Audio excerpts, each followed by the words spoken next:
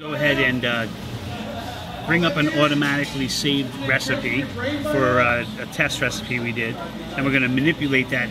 Once we have those test settings, we're going to manipulate those settings and adjust them to some other settings and then resave them. So we go to automatic, we go find our test item. Here's load recipe screen. We're looking for test. We highlight test and we hit load. So here are the settings that are saved for this test setting. So I'm going to increase the weight. I can just press the number and a whole screen will load. Right now it's at 93 grams and I want to go to 50 grams, and I hit enter.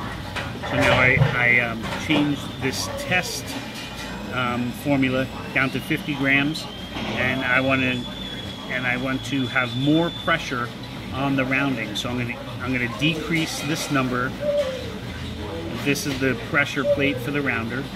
The lower the number, the more pressure there is on there. Okay, so now I've manipulated this saved recipe. So now I want this to be the new recipe. I want to override the old one. So I hit back arrow, I hit manual, and this will bring up the manipulated savings that I just did. And I'm going to hit save, my orange button with a piece of paper on it. This is asking me to log or use in, log in. So I'm just going to log in under user.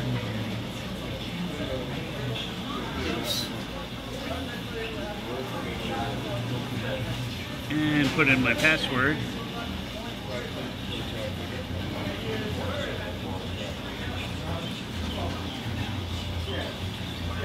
Okay, so my login is successful. It makes me log in to change the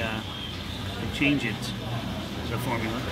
So then I'm going to hit save, and I'm going to find the recipe that we were just using, and I'm on save recipe. And here's test 2. That's the one we just manipulated. I'm going to say save. So since I changed the settings, the program is asking me, do you really want to save these settings? Recipe test 2 already exists. Do you want to replace it? Yes, I do, because I just changed them, and that's it. So now those settings are saved as the changed settings.